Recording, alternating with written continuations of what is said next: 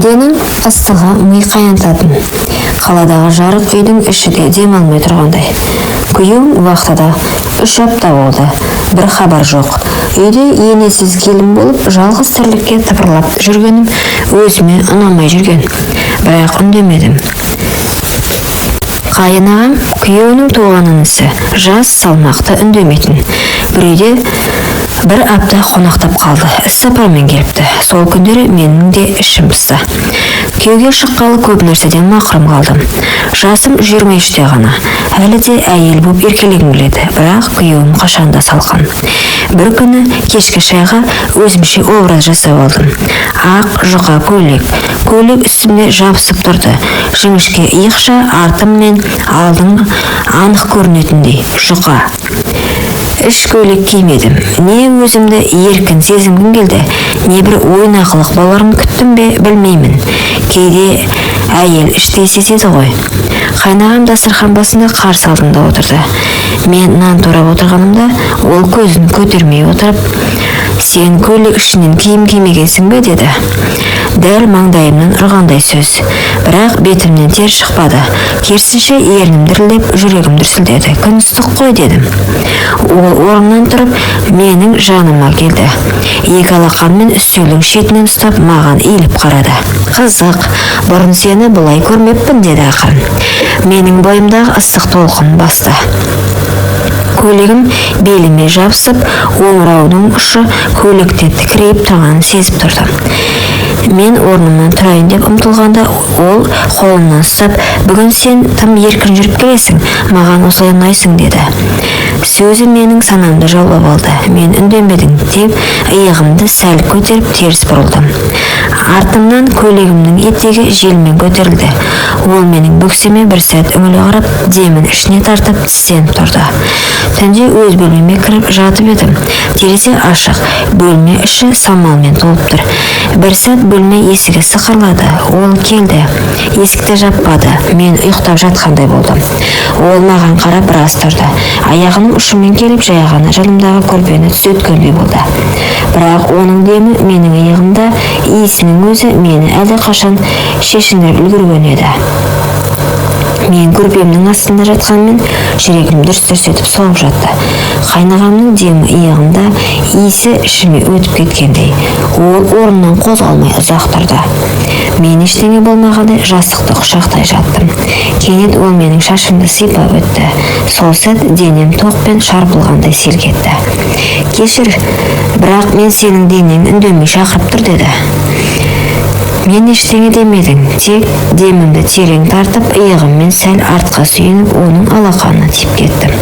Ол түсінді. Қолын мойныма апарып баяу сипай бастады. Мен көзімді жұмып, еріксіз ернімді тістедім. Көйлек жұқа еді. Менің төменгі жағымды сипағанда ішімнен ыстық толқын жүріп өтті. Ол алақанмен арқамды жайлап сипап, көйлекті жоғары қарай сырғатты. Мен еш қарсылық танытпадым. Тек жамбасын сәл итеріп, оның не істейтінін күтіп жаттым. Көйлек бөксемнен жоғары көтерілді. Оның алақаны жалаңаш санымда. Мені ересек әйелдерді емес, алғаш рет тыйым бұзылғалы тұрған қыздай құштарлықпен ұстап тұрды. «Аяулым» деді, жылағандай дауыспен. «Сені бұрыннан аңсадым». Мен терең дем алып, ақырын ғана, «Бүгін үнсіз болайық» дедім. Сол сәт бәрі тоқтап қалғандай. Көйлек бір итеріп шешілді. Мен оның алдында киімсіз тұрғанымды сездім, бірақ ұялмадым. Керісінше өзімді әйел ретінде бірінші рет назарда, құштарлықтың ортасында сезіндім. Ол мені ақырын жатқызды. Қолдары мойнымнан, омырауымнан ішімне жайылып, тілім шықпаса да денем айдып жатқандай. Ол мені иіскеді. Омырауының ұшынан сүйіп өтті. Бетім ыстықтап кетті. Мен ернімді тістеп көзімді жұмдым. Сол түн ол мені күйеуімнен бұрын әйел етті. Түн өтіп кеткен, бәрі үнсіз, терезе сыртында тек желдік сызылы ғана. Мен төсекте әлде оның құшағының ыстығын сезіп жатым. Көйлек жерге түсіп қалған. Тәнім шаршағанмен жаным ояу. Ішімдегі бір түйін тарқап, өзімді босатқан адамдай сезіндім. Кенет есік сықырлады. Мен селк еттім. Бірақ ол ғана екен. Қолында бір кесе шай. Көзіне тіке қарап, "Сен енді менің әйелімсің" деді, баяу ғана. Мен көзімді тайдырып, "Сенің ініңе тұрмысқа шыққанмын" дедім, әлсіз дауыспен. Ол жанымда тізерлеп отырып шайды үстелге қойып, бетіме қарай еңкейді. Ол менің қолымды алды да баяу ернімді сүйіп алақанымен бетін басты. "Сенің денеңнен кеткім келмейді" деді тағы да. Ол қайта тізерлеп менің тіземе қолына барып баяу тізеден жоғарылай сипай бастады. Мен ыстықтан дір ете түстім. "Тоқта" дедім жай ғана, бірақ денем тоқтамай жатқандай. Ол қолын тоқтатпады, тек сұрады, "Сен мені қаламайсың ба" деді.